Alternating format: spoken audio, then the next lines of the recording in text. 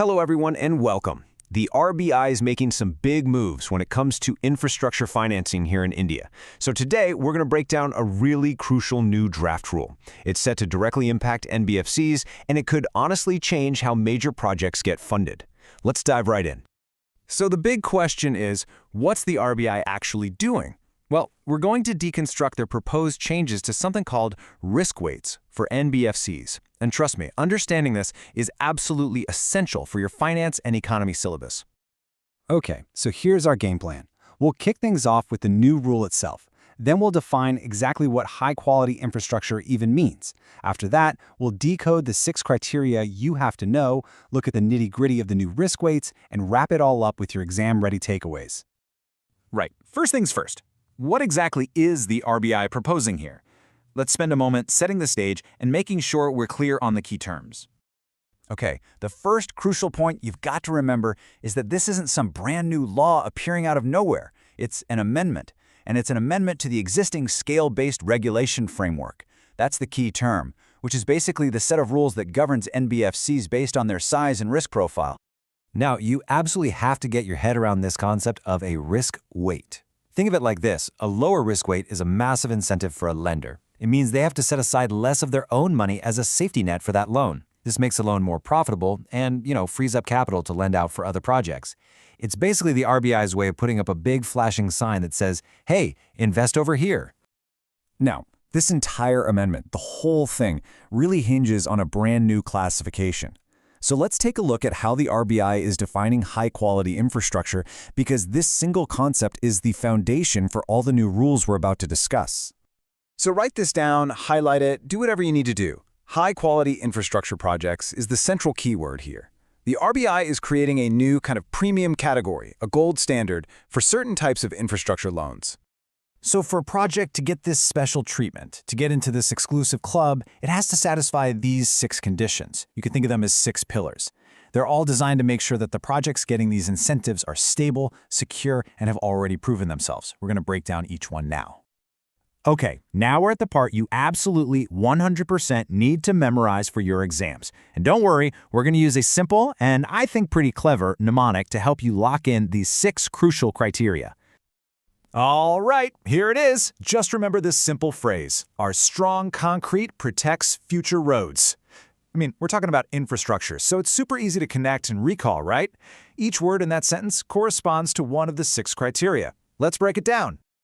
So let's map this out together. Our is for operations. Strong means the loan is a standard asset. Concrete points to a solid counterparty, like the government. Protects stands for creditor protection. Future is all about having secure future financials. And finally, roads stands for the restrictions placed on the borrower. See?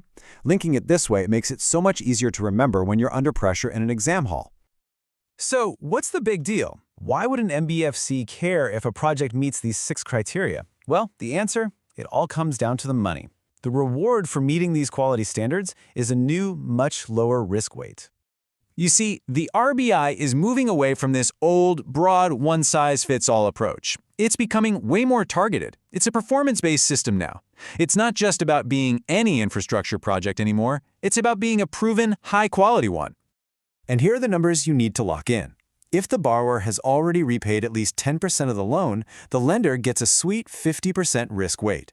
If the repayment is a bit lower, say between 5% and 10%, that risk weight goes up to 75%. It's pretty straightforward. The more the borrower proves they can repay, the lower the risk and the bigger the benefit for the lender. And when you see it visually like this, the 2-tier incentive structure becomes crystal clear, doesn't it? This isn't just some boring regulatory tweak. It's a very clear signal from the RBI to NBFCs, telling them to prioritize lending to projects that are already de-risked and have a solid track record of repayment. But, and this is a really important but, this isn't a one-time deal. This is a critical detail straight from the draft. The lower risk weight is conditional. If a project's quality starts to slip and it no longer meets those 6 criteria, that benefit gets taken away and the risk weight goes right back up. So there's accountability built right into the system. And here is a date that you absolutely must circle in your calendar, highlight in your notes, and commit to memory for your exams. These new rules are set to come into force on April 1st, 2026. All right, we've covered a lot of ground, so let's pull everything together into one comprehensive summary. This is the slide you're going to want for your final revision. Seriously, take a screenshot of this if you need to. Think of this as your ultimate cheat sheet. It's got every major concept, every data point, and every key word from the RBI's draft. Use this to make sure you've covered all the bases. You've got the topic, the effective date, the brand new jargon, those 6 criteria with the mnemonic, the exact numbers for the new risk weights, and of course, that all-important conditionality clause. And that's our deep dive. The really big takeaway here is the strategic shift by the RBI. It's no longer just about funding any infrastructure. It's about actively incentivizing high-quality, stable, and proven projects. This is a move that's truly designed to shape India's infrastructure landscape for years to come. I hope this helps, and good luck with your preparation.